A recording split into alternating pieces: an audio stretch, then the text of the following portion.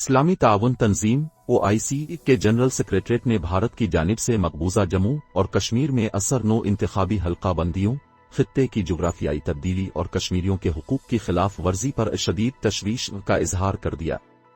سماجی رابطے کی ویب سائٹ ٹویٹر پر جاری بیان میں OIC کا کہنا تھا کہ حلقہ بندیاں اقوام متحدہ کی سلامتی کونسل UNSC کی قراردادوں اور بین الاقوامی قانون سمیت فورتھ جنیوا کنونشن کی کھلم کھلا خلاف ورزی ہے۔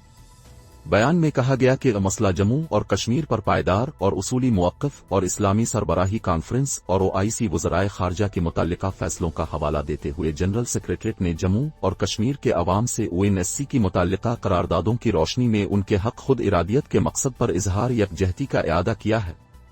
OIC نے عالمی برادری خصوصاً UNSC سے بھی مطالبہ کیا کہ اس طرح کی حلقہ بندیوں کے گھمبیر نتائج کا فوری ادراک کرے۔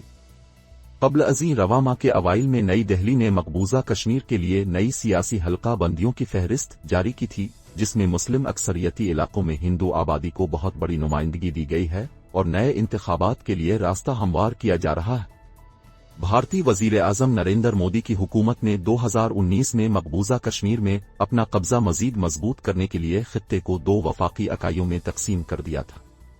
مقبوضہ خطہ اصل میں مسلم اکثریتی وادی کشمیر، ہندو اکثریتی جموں کے خطے اور لداخ کے دور دراز علاقے بدھ مت افراد پر مشتمل تھا۔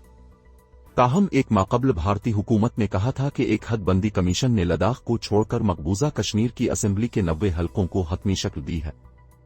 جموں کے لیے 43 اور کشمیر کے لیے 47 نشستیں رکھی گئی ہیں۔ اس سے قبل جموں میں 37 اور وادی کشمیر کی 46 نشستیں تھیں۔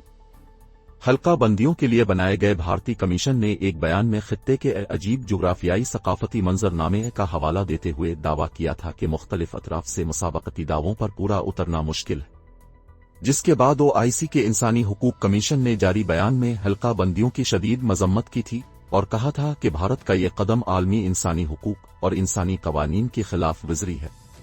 OIC نے اس عمل کو ناپاک کوشش قرار دیتے ہوئے کہا تھا کہ بھارتی حکومت انتخابات کے لیے آبادی کے تناسب کو تبدیل کر کے انتخابی نتائج پر اثر انداز ہو کر اپنی مرضی کی کٹپتلی حکومت لانا چاہتی ہے۔ بیان میں کہا گیا تھا کہ یہ ظالمانہ اقدامات مسلم اکثریتی آبادی کو ان کی اپنی زمین پر اقلیت میں تبدیل کرنے کا مقصد ہے اور یہ ان کے حق خود ارادیت کی راہ میں رکاوٹ ڈالنے کی کوشش ہے۔